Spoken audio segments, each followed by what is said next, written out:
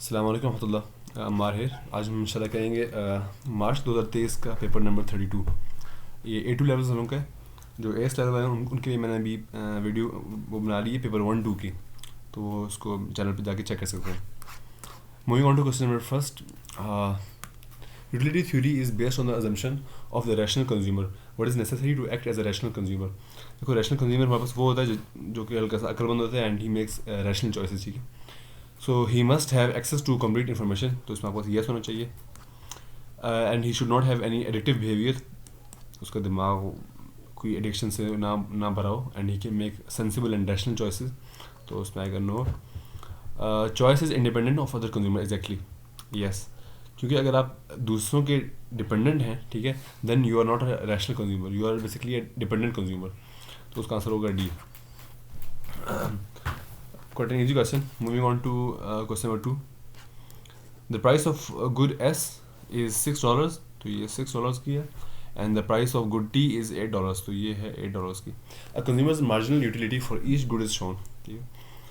If these consumers want to maximize total utility, maximize total utility का formula हमारे पास होता है marginal utility of first good, यहाँ पे हमारे पास good S है तो मैं S लिख दूँगा यहाँ पे, divided by price of S should be equal to marginal utility of the second good, जो कि यहाँ पे बस T है, divided by price of T.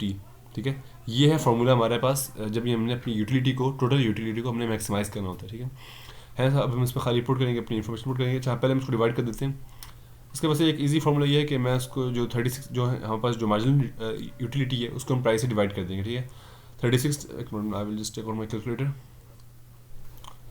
So 36 divided by 6, you will get 6 here, and 32 divided by 8, you will get 4 here.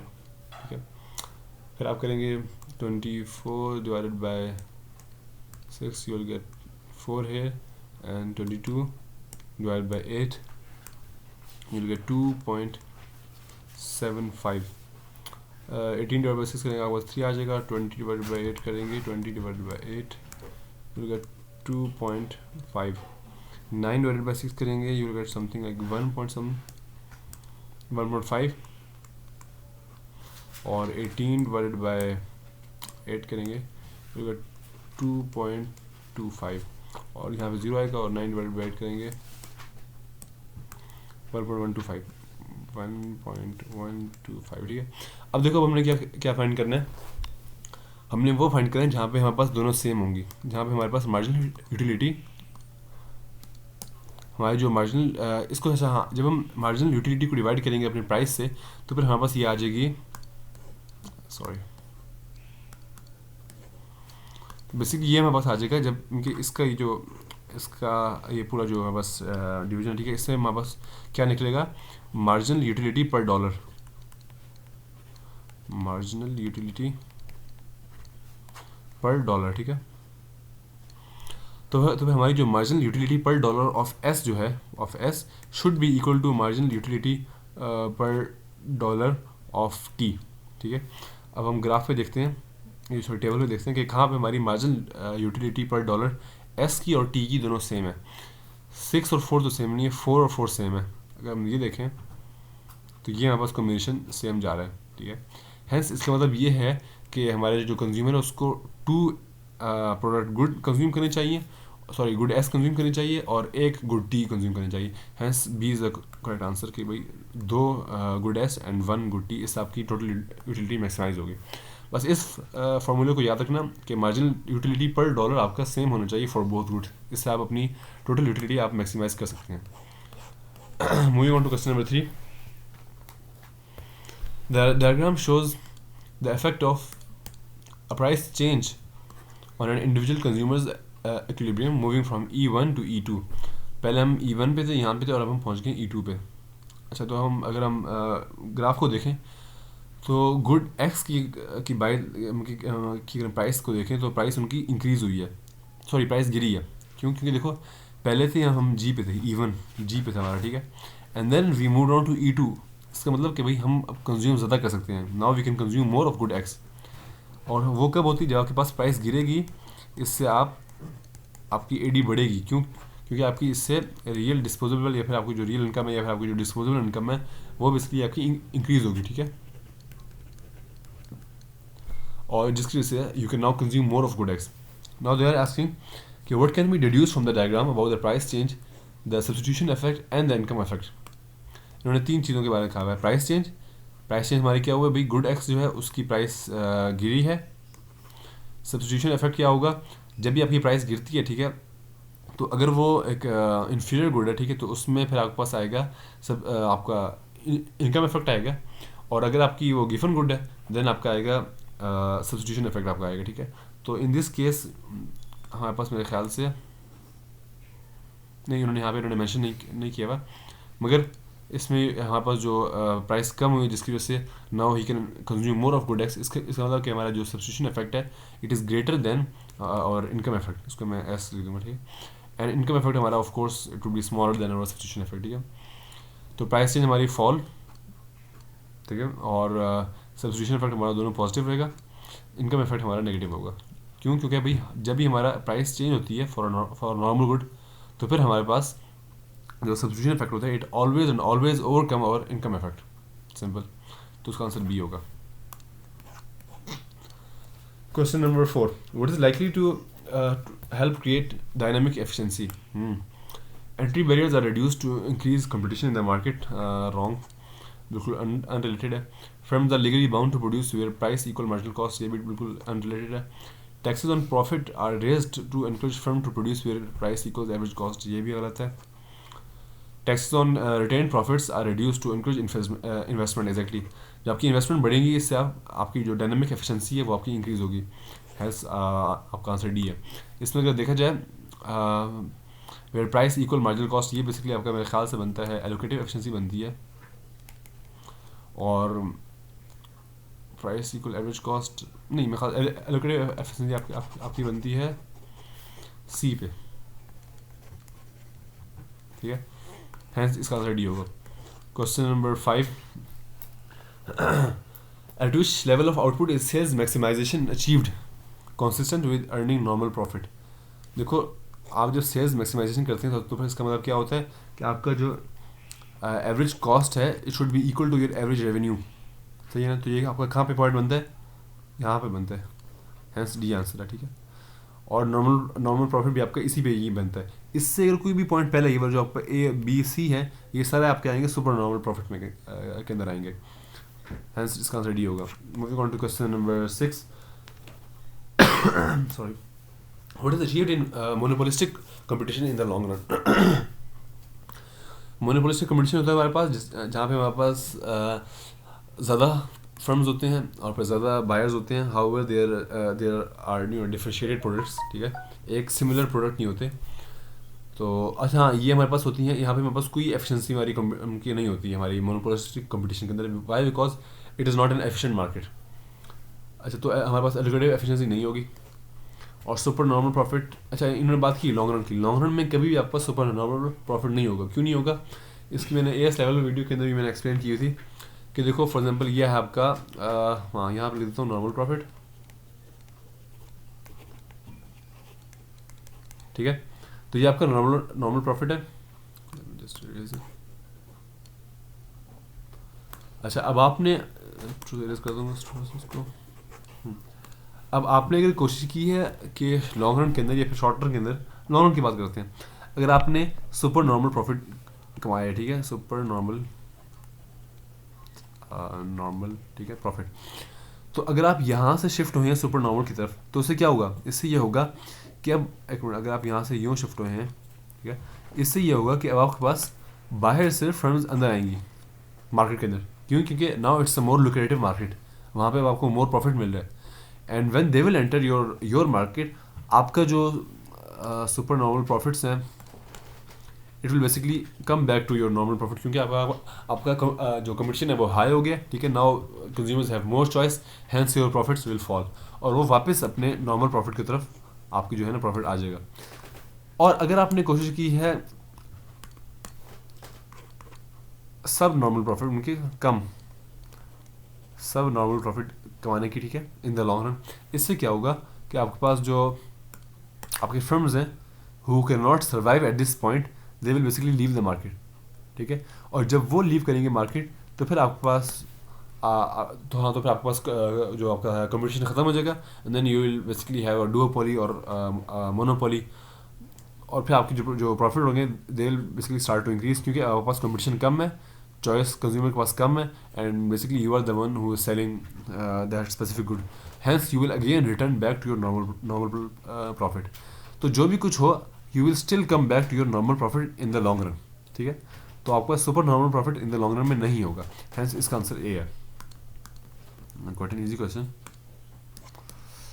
Question number 7. The world's largest pharmaceutical companies developed and distributed an effective vaccine to combat a dangerous virus. What can be associated with this vaccine program? ये कह रहा है कि demerit good, अच्छा हाँ, largest pharmaceutical companies का मतलब अब हम बात कर रहे हैं मोनोपोली की, या फिर हम मोनोपोलिस्टिक कंपटीशन की बात कर रहे होंगे, ठीक है। ये कह रहा है कि demerit good and negative production externality, नहीं, ये मतलब ये ऐसे डिमेरिट गुड तो नहीं है, ये तो एक मेरिट गुड है। वैक्सीन तो आपकी बेसिकली मेरिट गुड है, और इसकी नेगेटिव प्रोडक्शन नहीं है, इसकी बेसिकली आपके पास पॉजिटिव प्रोडक्शन एंड पॉजिटिव, नहीं प्रोडक्शन का तो नहीं, मगर पॉजिटिव कंजप्शन एक्सटर्नैलिटी है आपके पास।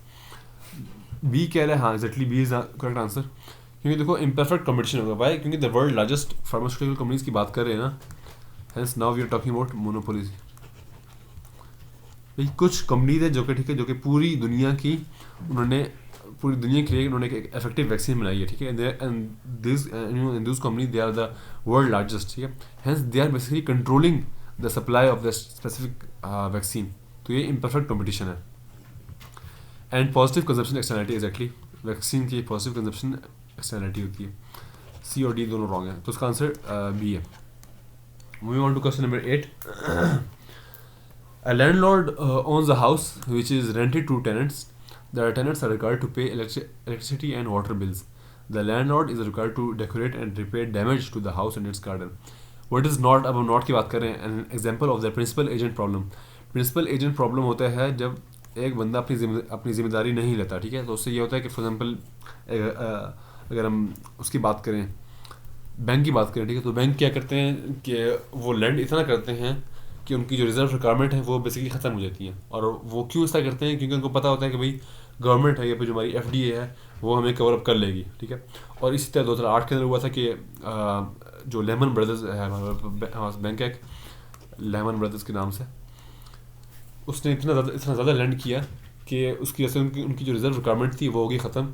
और जब एफडीए ने देखा कि भाई ये तो हमारे खर्चे से भी ज़्यादा लैंड कर रहे हैं, तो उन्होंने कहा हम ये सस्टेन नहीं कर सकते, और उन्होंने अपनी फंडिंग रोक दी, जिसकी वजह से आपका जो पूरा इंटरनेशनल बैंक था लेमन ब्रदर वो गिर गया, और फिर उससे आपकी जो ग्लोबल रिसेशन थी दैट स्टार्टेड, और जो आपका हाउसिंग जो रिसेशन थी वो। हैंस एक तो देखा जाए तो the tenants forgot to switch off a tap when filling a bath and water overflows damaging the floor. This is an example of principal agent problem. यहाँ पर उन्होंने बात की है नॉट की, तो ये नहीं है। बी कह रहे हैं the tenants have a party and their guest cause damage to the interior of the house. ये बी एग्जांपल है प्रिंसिपल एजेंट प्रॉब्लम की। सी कह रहा है the tenants leave the light and the TV on when they go out for an evening meal. This is not an example of the principal agent problem. क्यों? क्योंकि सारा खर्चा और जो सारा लाइबिलिटी है वो सारी आएगी टेनेंट के ऊपर ही आएगी, लैंडलॉर्ड की तरफ कोई नहीं आएगी, ठीक है। डी कह रहा है the tenant park their car in the garden damaging the grass and the surrounding hedge. This too is an example of principal agent problem. Moving on to question number 9. The result of a cost benefit analysis of a proposed government road building project is that there will be a positive net social benefit of 50 million.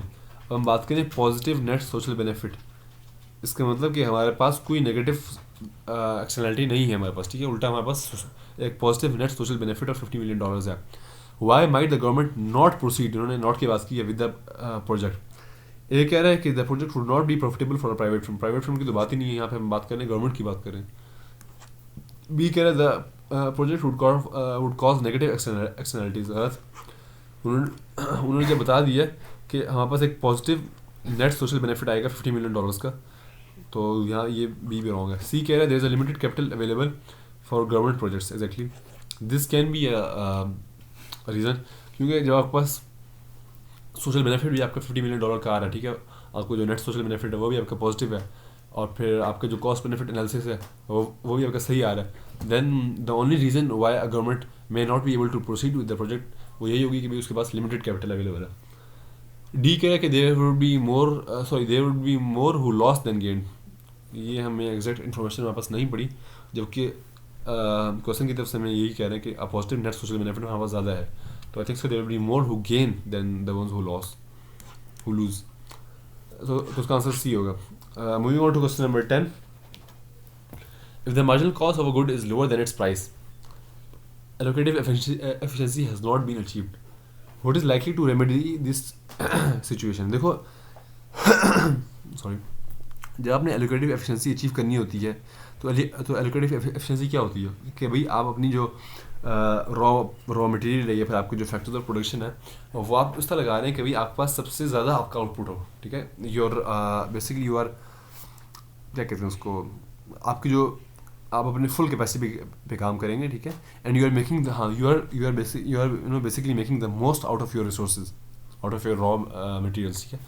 तो भी पूछे भाई इसका solution क्या होगा, इसका solution यही होगा कि आप अपनी जो प्रोडक्शन ऑफ द गुड है उसको आप करें इंक्रीज़ करें, ठीक है, और प्राइस ऑफ द गुड है उसको आप डिक्रीज़ करें। इस तरह आप क्या होगा कि अभी आप अपनी एलोकेटिव एफिशिएंसी पे आप पहुंच जाएंगे। Now you are basically making more out of your resources, ठीक है। तो उसका आंसर सी होगा। Question number 11, the diagram shows an industry's demand for and supply of labour. अब हम लेबर की बात करें, वेजेट हमारे पास यहाँ पे था पहले, ठीक है, और सही initially the market is in equilibrium. अच्छा, पहले हम यहाँ पे थे। The government introduces the minimum ways of OW0, ठीक है। गवर्नमेंट ने यहाँ पे लगा दी, एक इम्पोज कर दी अपनी मिनिमम वेज।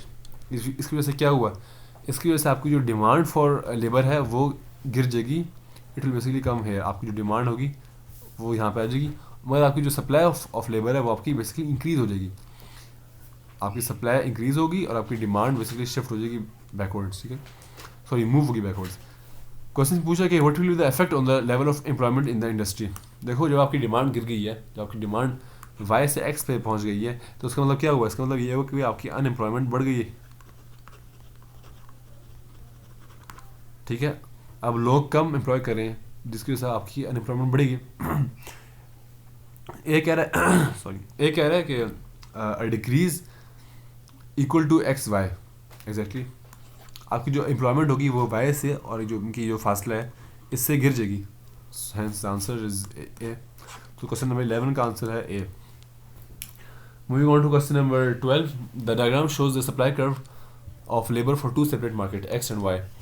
अच्छा हाँ, एक बात याद रखना कि हमारे पास ये वाला होता है कर्व, ये जो स्ट्रेट लाइन होती है vertical line, this is basically perfectly in elastic, ठीक है। और जो ये वाली लाइन होती है इस तरह की, ये हमारे पास बेसिकली होती है परफेक्टली इलास्टिक। और जो ये होती है इस तरह की लाइन, ये होती है बेसिकली यूनिट इलास्टिक, ठीक है, यूनिट इलास्टिक। अगर आपकी जितनी मोर स्टीपर, आपकी जितनी लाइन स्टीपर होगी, the more it is closer to vertical, ठीक है, तो वो उतना इलास्टिक होगी, एंड जितनी वो हॉरिजॉन्टल होगी, ठीक है, तो उतना वो इलास्टिक होगी। Quite an easy formula. तो हेंस आपका X जो है ये आपका है इन इलास्टिक है और Y आपका है इलास्टिक। क्वेश्चन पूछा कि what explains the difference in the gradients of the labour supply curve, ठीक है। अब हम बात कर रहे हैं कि ग्रेडियंट की बात कर रहे हैं कि भाई क्यों इतना स्टीप है। एक कह रहे हैं कि market X has a higher marginal revenue product per worker than Y। ये टोटली अनरिलेटेड है और नहीं हमें हमारा जो मार्जिनल रेवेन्यू प्रोडक्ट है वो हमें दिया हुआ है कि जिससे हम निकाल सकें, और ये इसको एक्सप्लेन नहीं करता कि भाई हमारा जो सप्लाई कर्व है वो क्यों इस तरह है, ठीक है। बी कह रहा है कि the market X has a higher percentage of its labour belonging to a trade union than Y। ये आपका डिमांड इलास्टिक की बात करेंगे, सॉरी डिमांड इन इलास्टिक की बात करेंगे, ठीक है, ये आपका सप्लाई की नहीं बात करें। सी कह रहा है कि market X has high labour cost as a percentage of total cost than X। ये भी हमारे पास सफिशिएंट डाटा नहीं है कि जिससे हम निकाल सकेंगे भाई कितनी परसेंटेज उसकी है। डी कह रहा है कि market X has more specific skills and training requirements than Y। Exactly क्यों, देखो काफ़ी ईजी इसको बताता हूँ। अभी हम करंटली यहाँ पे, ठीक है, करंटली अभी हम यहाँ पे, ठीक, इसको दिखा दो। ये आपको ये बनता है, ठीक है। यहाँ पे आपको वेज 1 कह दूंगा इसको, और क्वांटिटी में इसको कह दूंगा क्वांटिटी 1, ठीक है। अब आपकी जो न्यू आपकी है वेज, फॉर नंबर आपकी वेज इंक्रीज़ हुई है बाय 5%, ठीक है। तो अब आपकी जो न्यू वेज है इट्स समवेयर हेयर, तो ये कह दूंगा वेज 2, ठीक है। तो अब आपकी वेज 2 बनती है यहाँ पे, ठीक है। और वाई की अगर देखें तो वाई की यहाँ बनती है। And now if you look at the quantity, ठीक है, तो क्वांटिटी में देखा जाए so there is a very small increase in quantity of labour in our market X, जबकि अगर वाई की देखा जाए तो वाई में there is a huge increase in the quantity of labour, ठीक है। हैंस इसका मतलब ये हुआ कि एक्स के अंदर स्किल्ड वर्कर्स की ज़रूरत है, जिसकी वजह से जब वेज इंक्रीज़ हुई तो फिर स्किल्ड वर्कर्स वो उनकी there is more requirement of specific skills and training, ठीक है। जबकि वाई के अंदर अनस्किल्ड हुआ, क्योंकि वहाँ पे जो ही हल्का सा वेज बढ़ा लाखों लोग अंदर आ गए, ठीक है, जबकि एक्स में इस तरह नहीं था। Hence market X has more specific skills and training requirements than Y. इसमें सारे कोई हर टॉम एंड जॉन इसके अंदर नहीं आ सकता, ठीक है। Moving on to question number 13। Question 13 हमसे पूछा कि the table shows the main characteristic of employment in two occupations, what can be definitely deduced from the table. So अगर हम देखा जाए तो हमारे पास सैलरी इसमें हाई है, लीव इसमें ज़्यादा है, और वर्किंग वीक जो एवरेज लेंथ है वो इसमें कम है, ठीक है, 44 आवर्स, और जॉब सिक्योरिटी इसमें ज़्यादा हाई है। Length of training course to obtain job qualification ये हमारे पास इसमें सबसे ज़्यादा उनकी कम है, ठीक है। सो ये मैंने जो टिक लगाए हैं ये they are basically identifying the positive aspects of this specific occupations, ठीक है। एक कह रहे हैं कि those employed in occupation Y attach greater importance to job security. ये भी हमें पता नहीं है क्यों, क्योंकि देखो अगर आपकी जॉब सिक्योरिटी हाई है, ठीक है, तो आपके पास बाकी दो चीज़ें भी हाई हैं, आपकी जो एनुअल लीव वो भी हाई है, आपकी जो लेंथ ऑफ वर्किंग वीक वो भी हाई है। सो हमें पता नहीं है कि भाई who attach greater importance to job security या फिर to length of working week या फिर टू और एनुअल लीव्स, ठीक है। बी कह रहे हैं कि those employed in occupation x attach less importance, ये भी हमें पता नहीं है कि भाई कौन किसको इंपॉर्टेंस ज़्यादा देता है। सी कह रहा है कि there will be more competition for places on training courses to enter occupation X than occupation Y, ये भी हमें पता नहीं है क्योंकि इन्होंने यहाँ पे खाली लेंथ की बात की है, लेंथ ऑफ ट्रेनिंग कोर्स, ठीक है। डी कह रहे हैं D is the correct answer, क्यों, क्योंकि देखो occupation Y has more non pecuniary advantages than occupation X। Non pecuniary advantages होती है हमारे पास नॉन फाइनेंशियल एडवांटेजेस, ठीक है। तो अगर हम देखा जाए तो जो हमारे पास ऑक्यूपेशन वाई है उसके अंदर इवन तो उसकी सैलरी कम है, एनुअल जो उसकी वेज है कम है, मगर उसके पास ये तीन चीज़ें उसकी ज़्यादा हैं। उसकी जॉब सिक्योरिटी भी हाई है, उसकी एनुअल लेंथ और वर्किंग वीक भी कम है, उसकी जो number of weeks of annual leave हैं वो भी उसके ज़्यादा हैं, ठीक है। Hence D is the correct answer.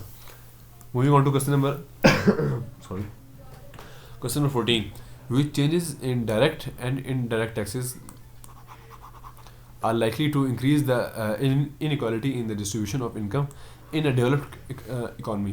देखो जो हमारे पास डायरेक्ट टैक्सेस होते हैं वो मैं लिख देता हूँ। हमारे पास जो डायरेक्ट टैक्सेस होते हैं वो होते हैं हमेशा प्रोग्रेसिव होते हैं हमारे पास हमेशा, और जो हमारे पास इनडायरेक्ट टैक्सेस होते हैं इनडायरेक्ट टैक्सेस वो हमेशा होते हैं रिग्रेसिव, और ये लगते हैं हमारे पास हमारे जो गुड्स एंड सर्विसेज हैं उस पर लगते हैं, और ये हमारी इनकम्स और फिर इस तरह की जो चीज़ें होती हैं उस पर लगते हैं, ठीक है। सो नाउ दे आस्किंग कि हमने इंक्रीज़ करनी है इनइक्वालिटी ना कि इक्वालिटी, ठीक है। अभी पूछते हैं अच्छा inequality in the distribution of income, इन्होंने इनकम की बात की, हमने इनकम के अंदर इनइक्वालिटी इंक्रीज़ करनी है, I don't know why.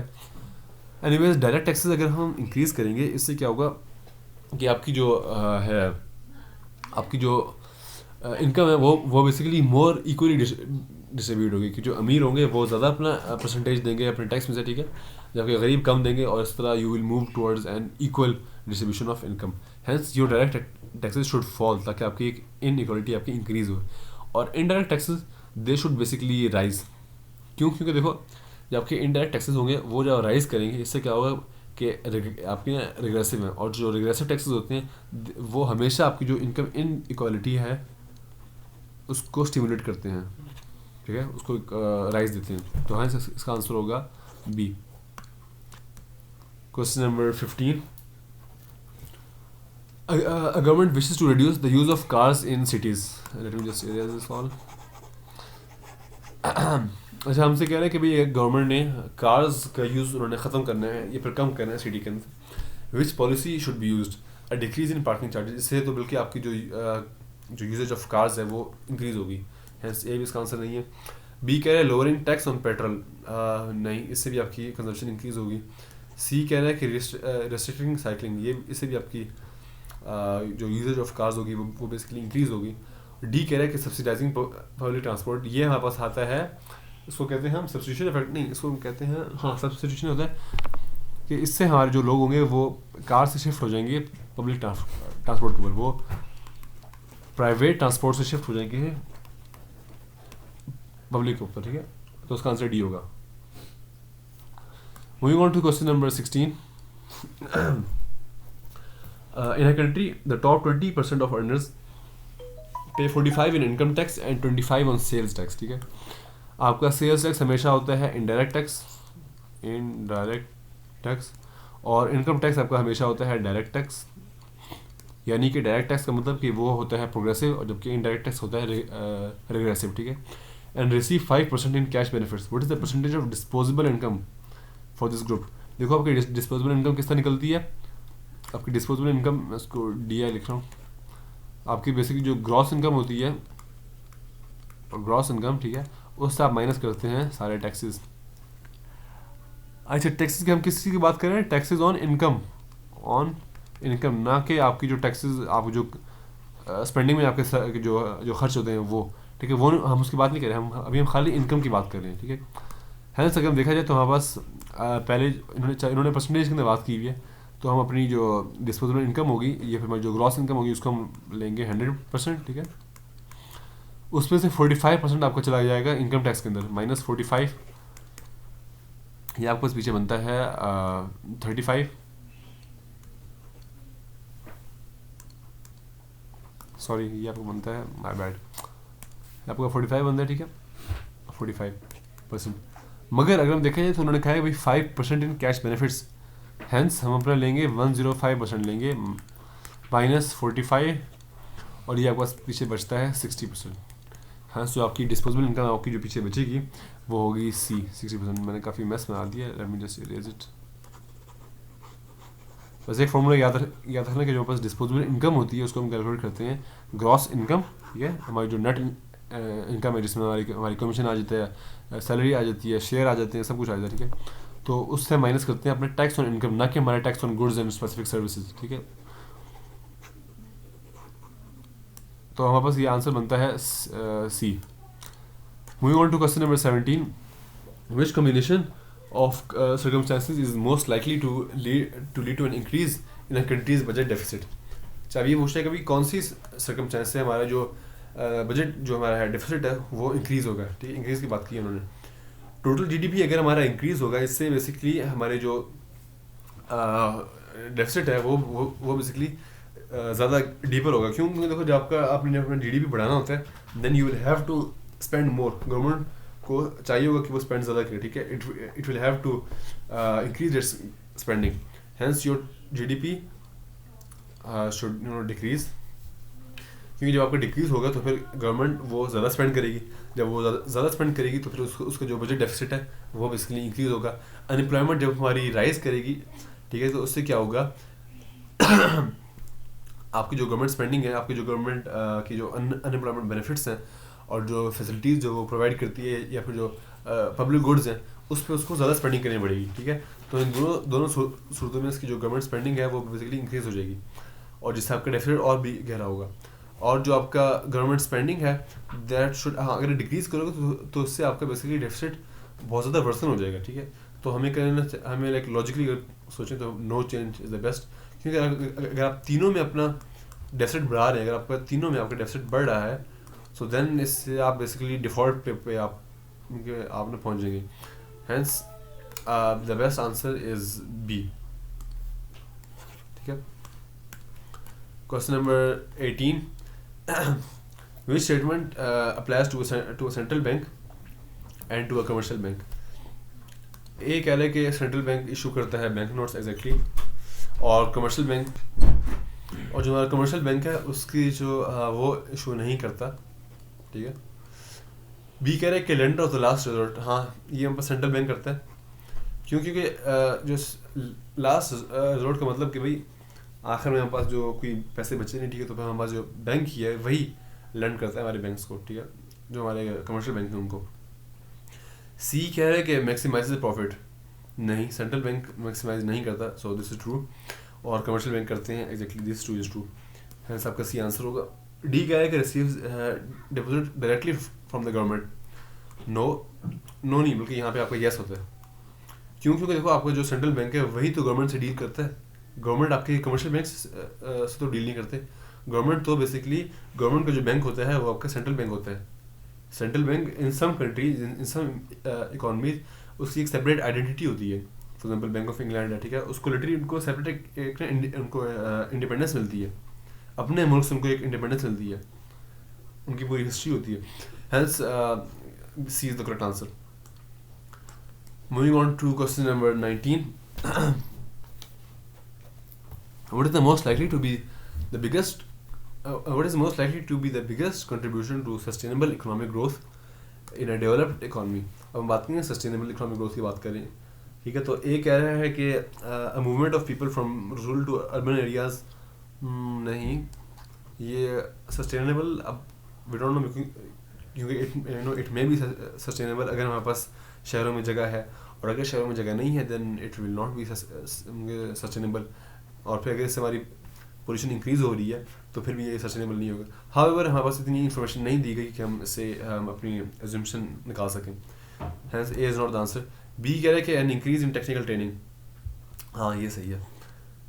Sorry, देखो टेक्निकल ट्रेनिंग से क्या होगा कि आपके पास जो, यार ये क्या हो गया, हाँ टेक्निकल ट्रेनिंग से आपके पास क्या होगा कि जो आपकी करंट जो आपका वर्क फोर्स है, ठीक है, उनकी स्किल्स और उनकी जो एबिलिटी है वो उनकी बढ़ेगी, उनकी ट्रेनिंग बेसिकली बढ़ेगी, जिससे ये होगा कि अब वो आगे जाके इन द फ्यूचर या फिर in the short run they will be able to they will be able to contribute to the economy, they will be able to contribute to the GDP in a wise and in an efficient way, ठीक है, क्योंकि हमने उनको training दी है, हमने उनको awareness दी है and all that.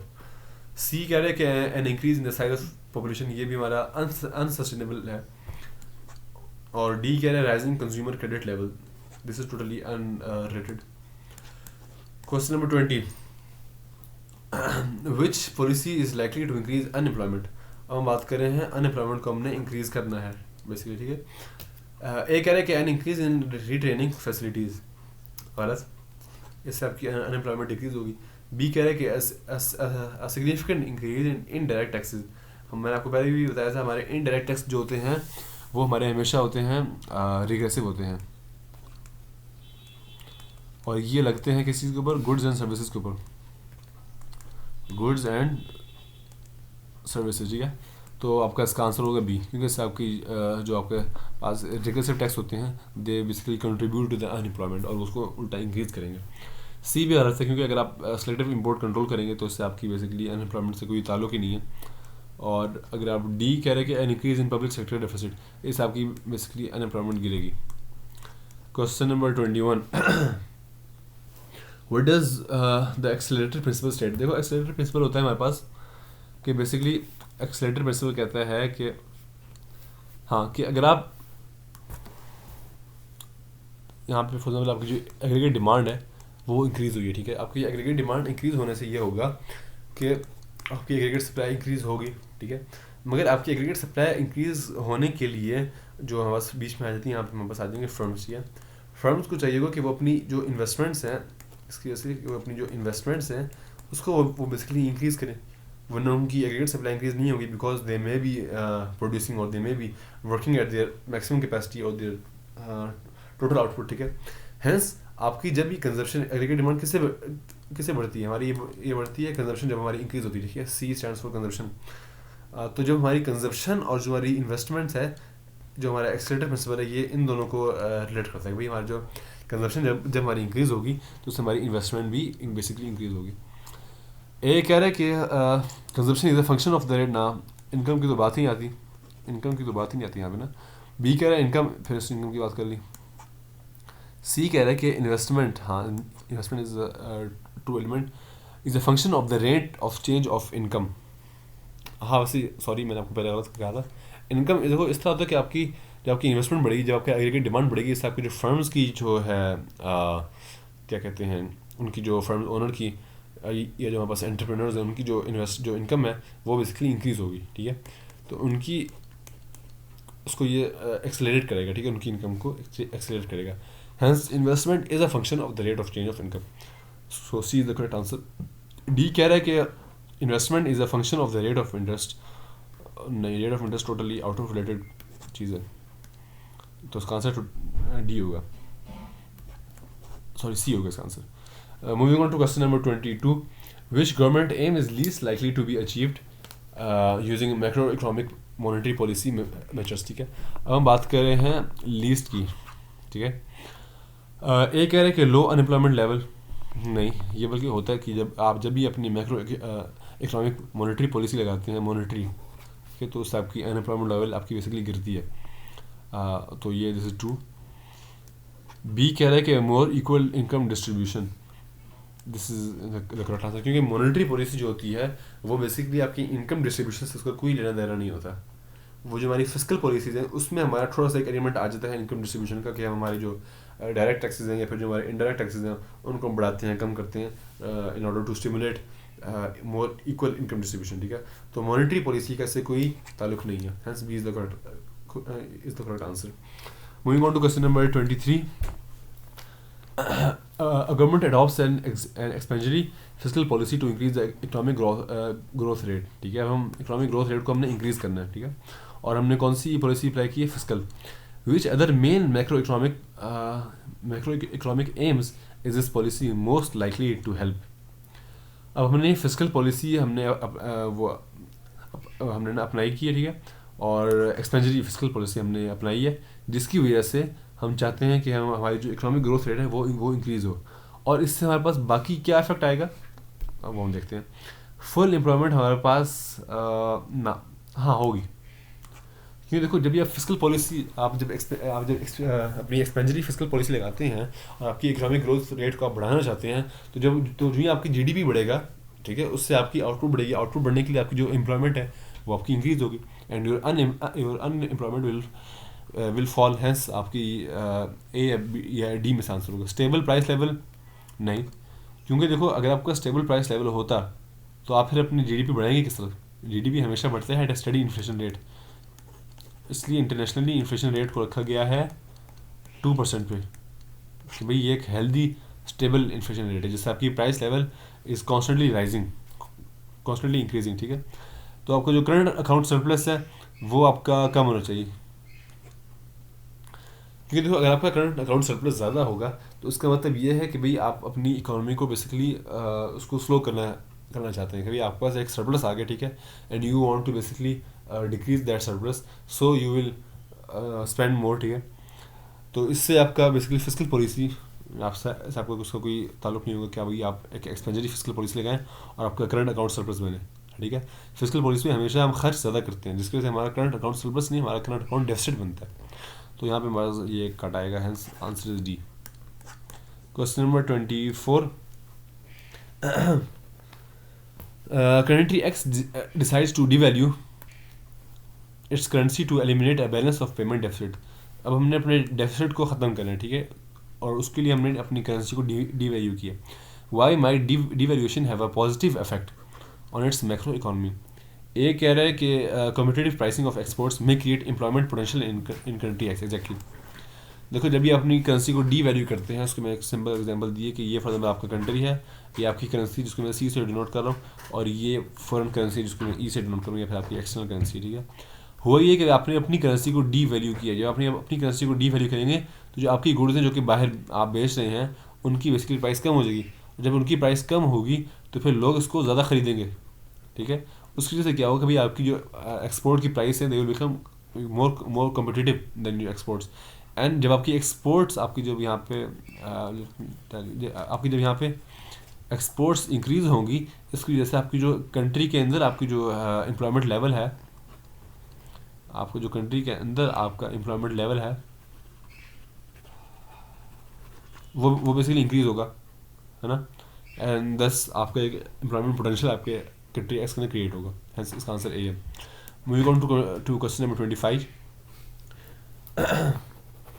Which cause of economic growth would involve the least cost for present and future generation. अब हम बात कर रहे हैं वही सस्टेनेबल इकोनॉमिक ग्रोथ की बात कर रहे हैं, क्योंकि सस्टेनेबल इकोनॉमिक ग्रोथ के लिए हम प्रेजेंट और फ्यूचर की बात करते हैं कि भाई उन दोनों में हमारे पास लीस्ट कॉस्ट या फिर लीस्ट जो लाइबिलिटीज़ हमारे पास पैदा हों, ठीक है।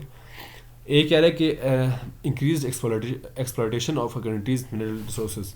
देखो अगर आप एक्सप्लॉयटेशन है ही वैसे भी एक नेगेटिव वर्ड है, तो उससे आपके सस्टेनेबल एक फ्यूचर जनरेशन के लिए उनको फ़ायदा नहीं होगा, you will not have a sustainable economic growth. B कह रहा है investment financed by borrowing from abroad, ये भी आपका एक सुटेबल एक सस्टेनेबल वो नहीं इकोनॉमिक ग्रोथ। और सी कह रहा है क्योंकि आपकी जो फ्यूचर जनरेशन होगी वो बेसिकली इंटरप्रेट होगी, जैसे आजकल पाकिस्तान में हो रहा है कि हर बच्चा पैदा हो रहा है 3 लाख 2 लाख के कर्जे के अंदर।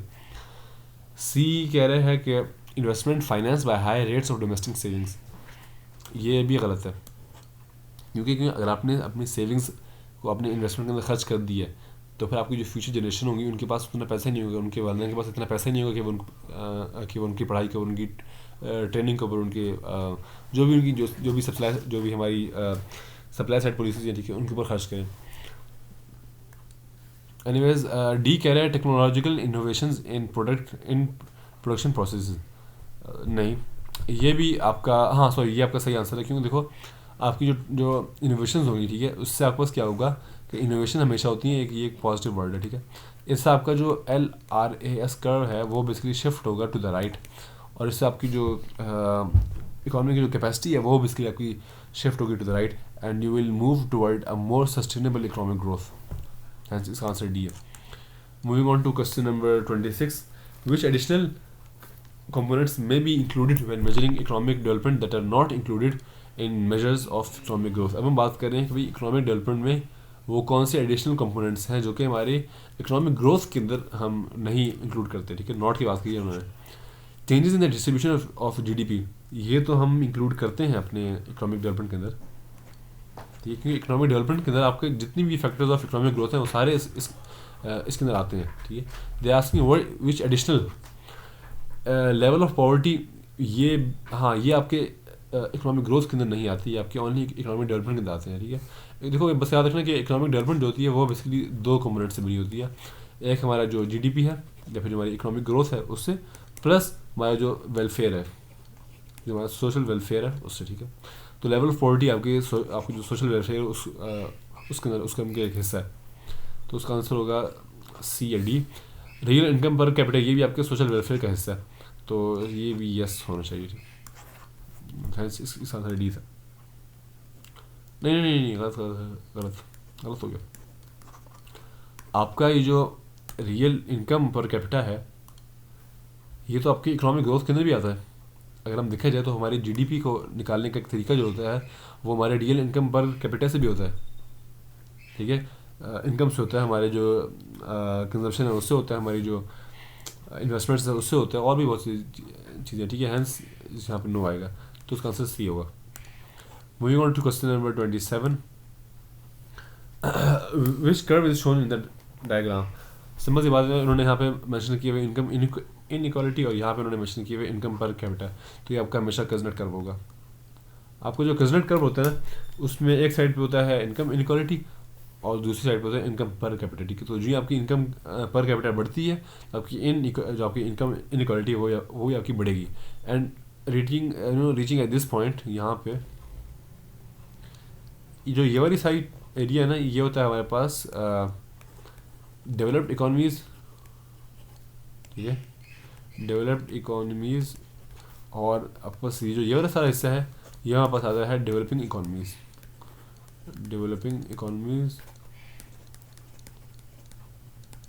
और इस जो हमारा जो पॉइंट है इसको हम कहते हैं टर्निंग पॉइंट। एक स्पेसिफिक पॉइंट होता है उसको हम कहते हैं टर्निंग पॉइंट, कि जिसके बाद फिर आपकी जो इनकम इनइक्वालिटी है वो इनकम बढ़ने से बेसिकली इंक्रीज़ नहीं होगी बल्कि उल्टा वो कम होगी आपकी, ठीक है। इनइक्वालिटी की बात करें तो ये आपका कजनेट कर्व है, ठीक है। 28 क्वेश्चन नंबर 28 कह रहा है कि which indicator is least likely to be used when measuring the comparative economic development of an economy. हम बात करें लीस्ट लाइकली की, ठीक है। लीस्ट लाइकली कि भाई वो कौन सा इंडिकेटर सबसे कम या फिर हम नहीं यूज़ करते जब भी हमने अपनी इकोनॉमी की जो इकोनॉमिक डेवलपमेंट है उसको हमने मेजर करना हो, ठीक है। हम बात करें इकोनॉमिक डेवलपमेंट की बात कर रहे हैं, ठीक है। तो ए जो है ये, अच्छा मीन ईयर्स ऑफ स्कूलिंग ये भी नहीं, एवरेज लाइफ एक्सपेक्टेंसी ये भी नहीं, लेवल ऑफ रियल जीएनपी पर हेड ये भी नहीं। ये तीनों चीज़ें आपकी आती हैं एसडीआई के अंदर आती हैं, ठीक है। और size of population, this is true, क्योंकि तो आपको जो साइज ऑफ जो पॉपुलेशन होता है we basically include this whenever we are measuring और सोशल वेलफेयर या फिर कुछ तरह करते हैं, ठीक है। तो उसके फिर डिफरेंट मेजर्स हैं, ठीक है। और एचडीआई के अंदर ये नहीं आता, एक और मेजर है फॉर मेजरिंग सोशल वेलफेयर, उसके अंदर आपका साइज ऑफ पॉपुलेशन आता है।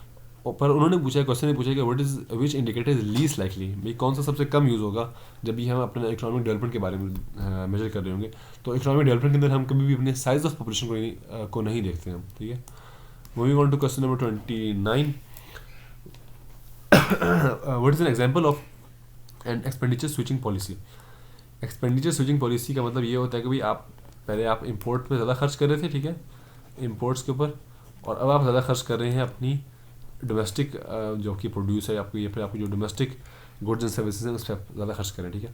तो जो उसको शिफ्ट कराना होता है, जो आपकी एग्रीगेट डिमांड को या फिर आपकी जो कंजप्शन है उसको शिफ्ट करना from imports to domestic products, उसको हम कहते हैं एक्सपेंडिचर स्विचिंग पॉलिसी, ठीक है।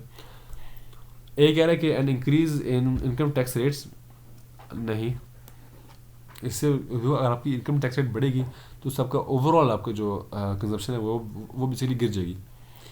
बी कह रहा है an increase in interest rates, ये भी गलत है, क्योंकि अगर आपकी इंटरेस्ट रेट बढ़ेंगी इससे भी आपकी जो कंजप्शन है वो भी अफेक्टेड होगी and it will not increase basically.